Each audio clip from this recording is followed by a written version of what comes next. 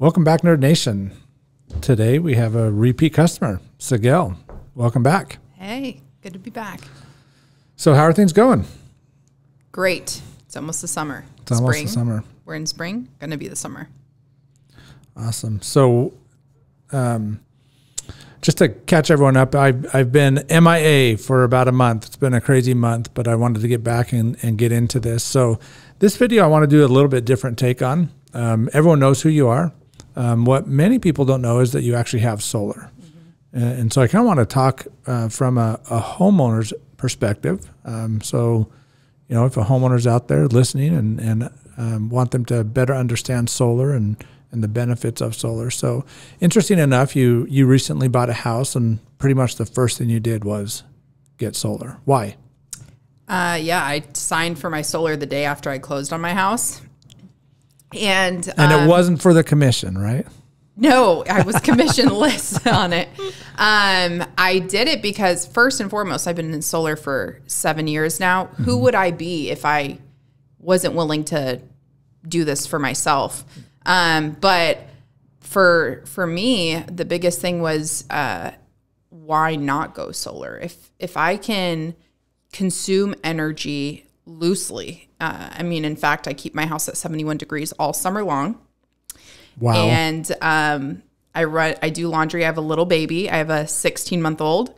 And so there's lots of laundry, lots of dishes. I run my dishwasher every day. I do laundry every day. And lights are on, ceiling fans are on.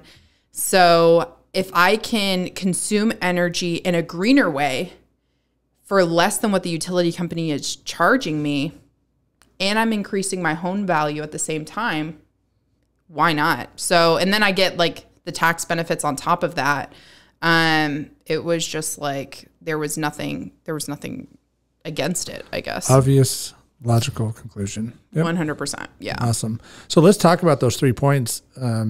But before I get into those, like the reasons why you went solar, I also want to point out that you're an SRP, right? This isn't an APS where you can produce all your power. I mean, you have to design a system a certain way, and it's a little bit harder to see savings. It's one of the hardest utilities that we work with. Yeah. But talk us through that process. Like, how did you design your system and why did you design it the way you did? Yeah. So my house is brand new construction. And so I had no like utility usage aside. I had lived in an apartment before then, but it was like a quarter of the size of what my house is.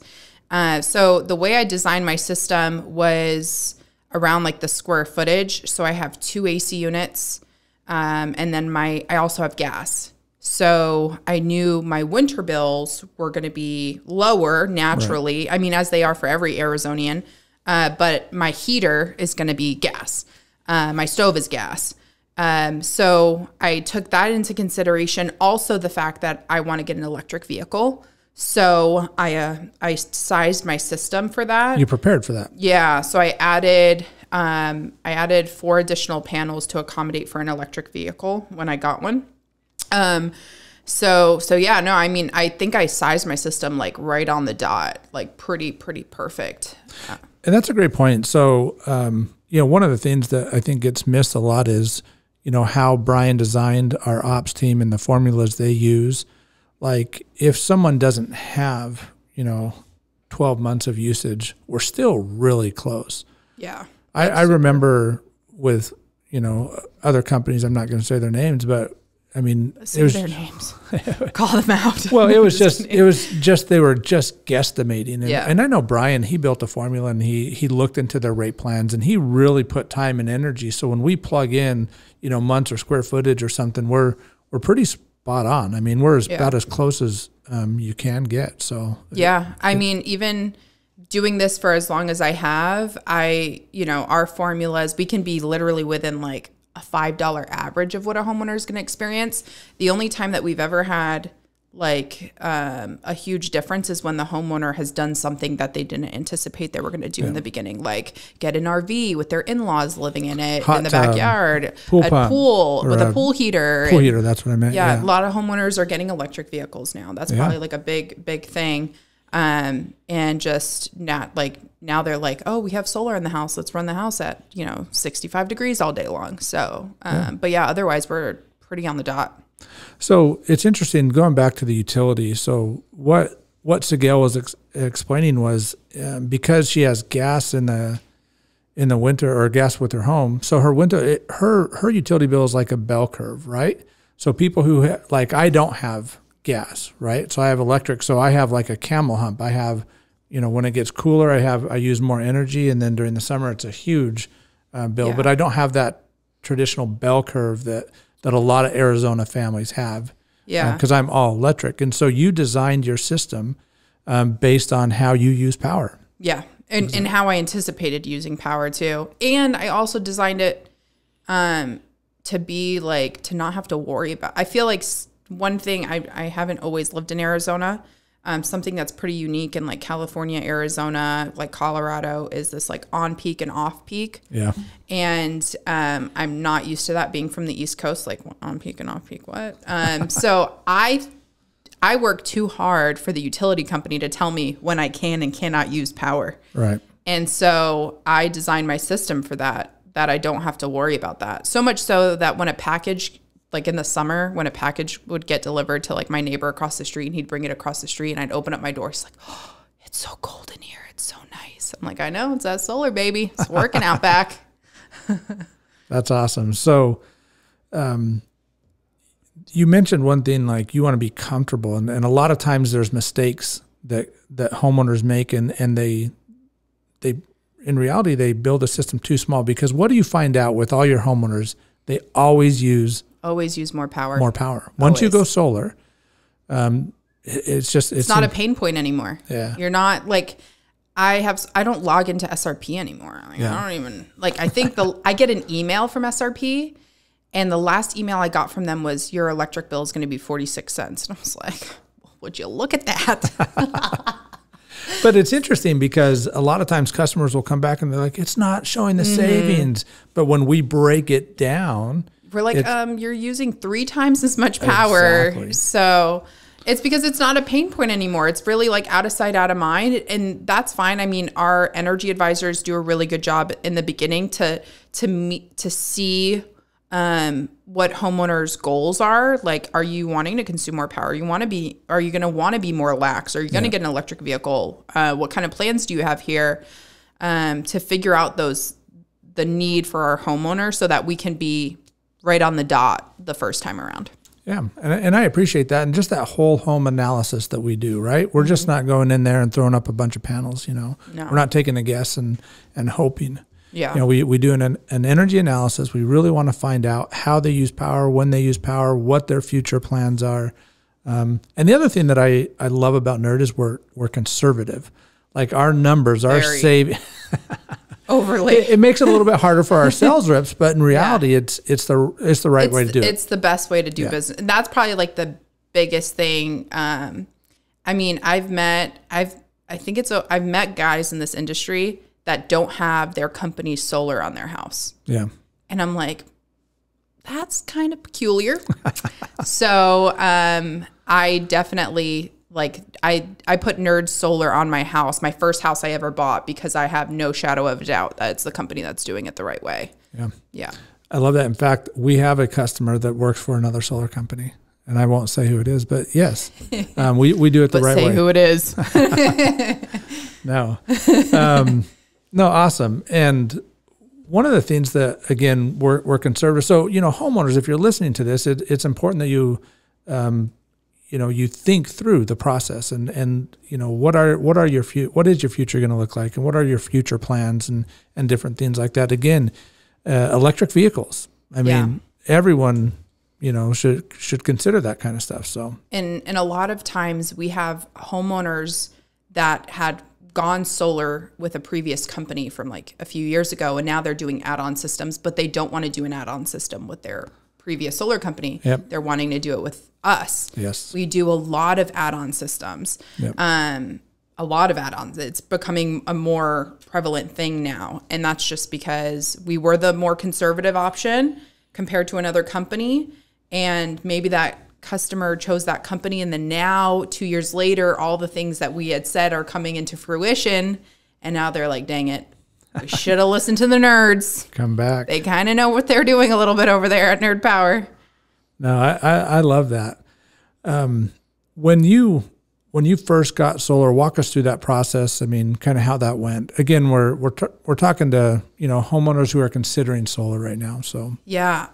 So Derek Iden did my site survey because my home is super new. It wasn't coming up on like any maps or anything like that. Okay. So Derek Iden got on my roof, did all like the measurements, looked at all my electrical, and submitted a bunch of photos and did the CAD design. Submitted it to CAD, and our engineering team did the final design because I picked the placement on my roof. And that's what I was going to ask. You kind of took ownership. I mean, we give our owners, every homeowner has you know, they can own that. Like they can put it wherever they want. They can put it in their garage, you know, for all we care. Put the solar panels in the garage. But I mean, they have that ability, right? Yeah. Yeah. And so you did. So you picked where you had a specific place where you wanted your panels. So you got a CAD design, and then you approved it, right? Yes. And then N.E.R.D, it was interesting to see like the table turned, and I was getting that like visibility. So yeah, I got an email to like look at my final design. I approved it. N.E.R.D submitted it for permits. I'm in the city of Phoenix. And then I was sent an SRP application directly from SRP. I signed off on that for my new utility structure. And then it was just kind of a waiting game. I think it was about like 4 weeks after that where everything got approved. And then N.E.R.D coordinated the install date. The gentleman showed up. Our install crew, Kevin, knocked on my door at like 8 o'clock in the morning. Not too early. Well, early for you, but not too early. But I had cinnamon rolls made for them. Okay. Look at that. Cinnamon rolls. And they had a little table set outside with all their tools laid out. And they asked me where I wanted my conduit, how I wanted it run. I showed them where the cans of paint that I had were like from extra to paint the conduit. And they installed my inverter. They hung it. They asked me if I was cool with the placement of it and everything. They walked me through the plan that I had approved, and they're like, this is the plan you approved, right? And I was like, yeah.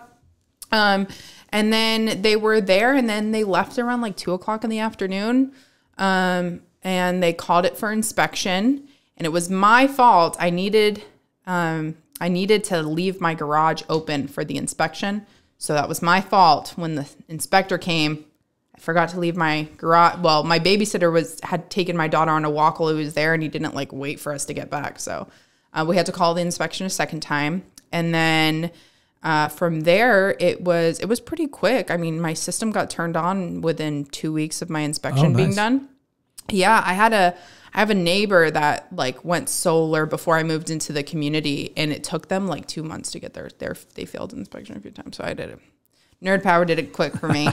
And my conduit's the only one on the street that's painted to match the color of my house. You can't even tell my house has solar. My solar looks like really nice on the back of my roof. I'm very happy with it. Very, very happy. Nice. And again, I want to get into the details of savings and comfort and stuff like that. But one of the things that, you know, you had a great experience, right? And obviously people are reading reviews and looking at that. And there's, you know, we have, what people don't realize is we have thousands of customers. Thousands. And maybe 3% have had some issues, and maybe, you know, 1%, and they blow up social media, right? And it's all these negative reviews. What would you tell a homeowner like who's reading our reviews, and what would you tell them about, you know, the experience you've had versus the reality of what happens out there? Yeah. Reviews are always like an interesting thing, because sometimes it's not, I mean, if N.E.R.D does some, are we perfect? And I always put this out there with a homeowner. We are not perfect. And I don't want to ever set this expectation that nothing's going to go wrong. And I think it's a red flag if your company is saying that everything is going to go perfect, because sometimes there's outlying situations that we can't control. Yeah, like the jurisdiction, the AHJ, there's so many different components of a project. Like this is a construction project on your home. There's so many moving parts. So yeah, do we drop the ball sometimes? We do. We're not perfect, but we pick the ball up, and we always try our best to really rectify a situation with little to no tension whatsoever, which I think is huge. the way that we respond to adversity or like a project, a delay. So yeah, there are going to be reviews. I think it would be a red flag if all our reviews are perfect. That's like, this company is probably buying reviews, which there are companies that buy reviews. All of our reviews are from homeowners or from people that aren't homeowners or another employee from another company trying to throw a little bit of shade. It's okay. We've had that. It's okay. We know. Yeah. But yeah, I always tell a homeowner, if like we're not pushy, it either makes sense or it doesn't. Right. And I always tell a homeowner, go with your gut instinct. If you, at the end of the day, this is a long-term relationship that you're entering with. Yeah. Throw price out the window. Like, you have to feel really good about the company that you're meeting with and the representative that you're with. Because this is a system that is designed to last 40 to 50 years on your roof. Yep. You're going to go into a long-term relationship with this company. So if you're just going for the price or whatever it is, and you're throwing like logic out the window, 9 times out of 10, it's not going to end in your favor. So, yeah. Speaking of price, it's like cell phones, right? If price was the most important thing, we'd all be Cricket customers, right? Yeah. But there's value in so much about, like, there's a different experience. Exactly. And just peace of mind. And probably the biggest thing is like, are we the cheapest? No, we're not the cheapest. And nor are we trying to be the cheapest. We're in the business of being in business. Yeah. And I think that's a huge thing, because a lot of companies that come on the market are in the business of making a quick buck over as few customers as they can. And they're not really thinking about the longevity of their business or their strategy. And I think that's an amazing thing about N.E.R.D Power is we've always had our vision in place from the get-go. Exactly. And we've always made... We've never shied away from it. We've never compromised. Right. We've never compromised. We've never taken on a job for the sake of $1. We strategically... We turn down jobs for sure. 100%. And I love that about N.E.R.D is that we're true to our vision and our goals. And I think that's a really ethical business practice as well. Yeah. So yeah, like we're in the business of being in business. Our goal is to be around to service your warranties for the life of your system. Even if you were to sell this home, we want a N.E.R.D Power system to shine and increase your home value. We want that. So I think that's like a really big deal when you're picking a company. We have a really great reputation here in the Valley and lots of experience from big to small.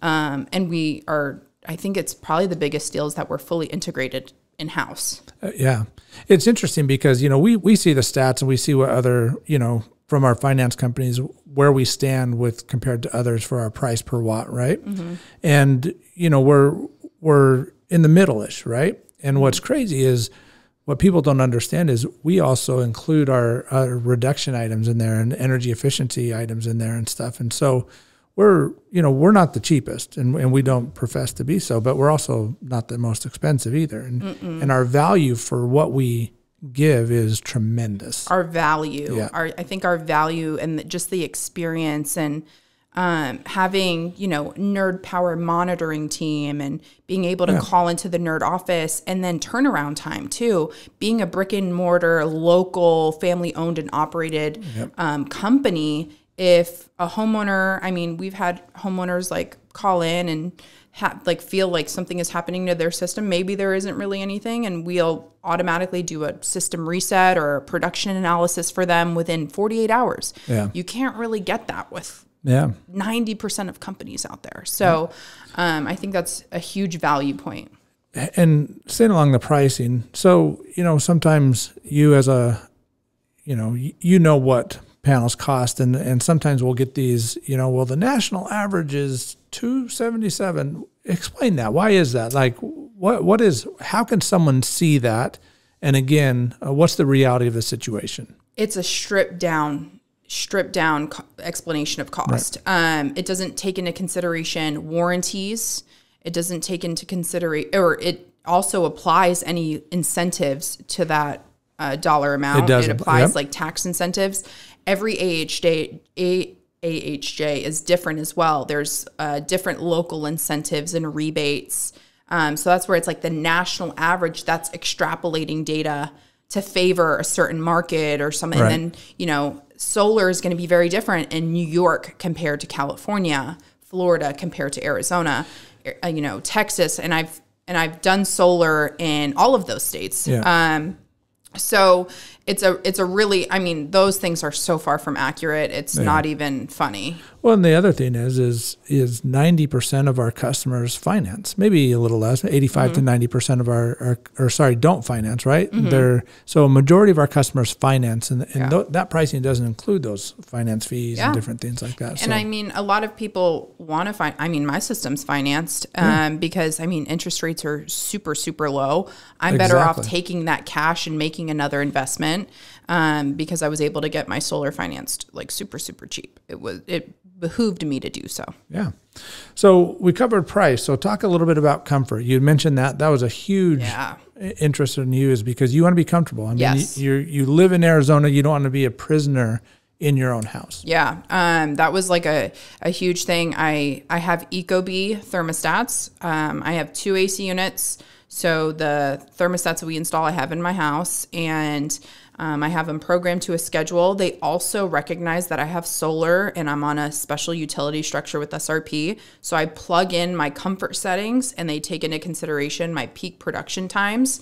And then my AC, I mean, I like hypercool my home. My home is always nice and very comfortable in the summer.